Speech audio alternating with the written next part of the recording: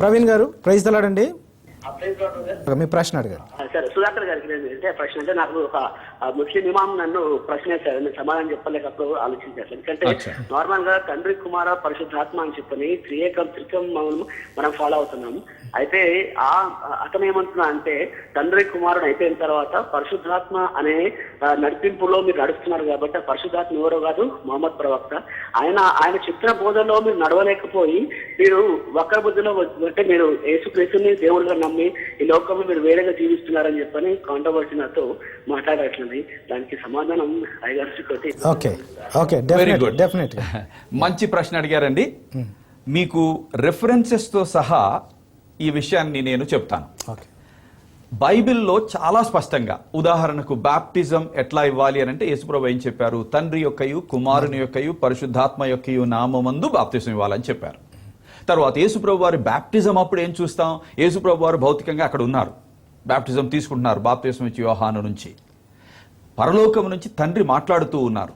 పరిశుద్ధాత్మ దేవుడు పావురం రూపంలో దిగి వచ్చారు.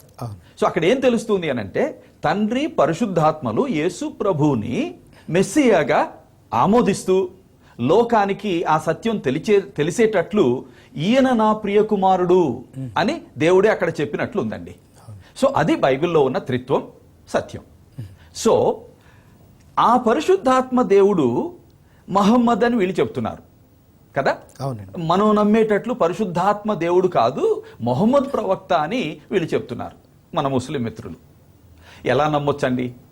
ఇప్పుడు యేసు ప్రభు వారి బ్యాప్టిజం అప్పుడు ఆ పావురం రూపంలో యేసు ప్రభు వారి మీదకి దిగి వచ్చి ఆయన సాతాను చేత శోధింపబడినప్పుడు శోధన జయించడానికి యేసు ప్రభువుకి తోడుగా ఉన్నటువంటి ఆ ఆత్మదేవుడు, ఏ ఆత్మదేవుడినైతే యేసు ప్రభు వారు తండ్రి కలిపి పంపించారో ఆ ఆత్మదేవుడు వచ్చి యేసు దేవుడు కాదు అని చెప్పడం జరుగుతుందా? సో బైబిల్లోనేమో ఆత్మదేవుడు నేను పంపిస్తాను, నేను వెళ్ళిన తర్వాత ఆయన వచ్చి మిమ్మల్ని సర్వసత్యములోనికి నడిపిస్తారు, నేనేమైతే మీకు బోధించానో వాటిని మీకు తిరిగి జ్ఞాపకం చేస్తారు, ఆ సత్యం మీరు గ్రహించేటట్లు సహకరిస్తారు అని యేసుప్రభు వారి ఆ పరిశుద్ధాత్మ గురించి చెప్పారు. యోహాను సువార్త 14, 15, 16 అధ్యాయాల్లో చదివితే చాలా గంభీరంగా విషయాలు ఉన్నాయి. ఆయన సత్యస్వరూపి అయిన ఆత్మ, మిమ్ములను సర్వసత్యములోనికి నడిపించు ఆత్మ, ఆత్మ దేవుడు అని ఉంది అక్కడ. సో మొహమ్మద్ ప్రవక్త దేవుడు అని అంటారా? మరి అట్లయితే ఇస్లాం మతం ప్రకారం అది బ్లాస్ఫమీ, దేవదూషణ. మొహమ్మద్ ప్రవక్తను వాళ్ళు కేవలం మనిషి అంటారు, దేవుడు అనరు, దేవుని కుమారుడు అనరు. కానీ ఆ పరిశుద్ధాత్మ దేవుడు దేవుడు. తరువాత పరిశుద్ధాత్మ దేవుడు రూపము లేనివాడు.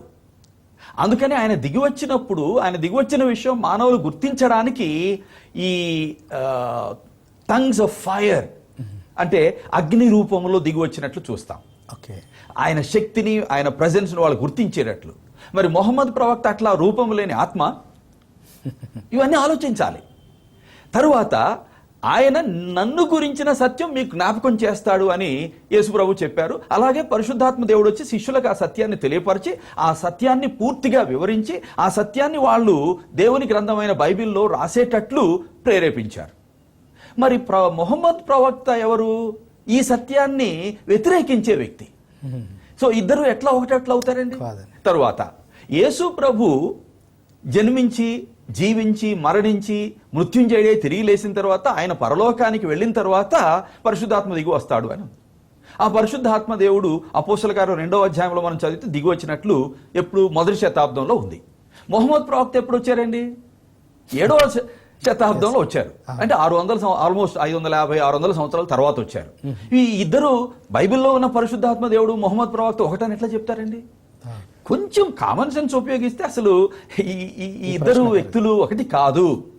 ఒక వ్యక్తి ఏమో దైవ వ్యక్తి, ఒక వ్యక్తి ఏమో రూపము లేని ఆత్మదేవుడు.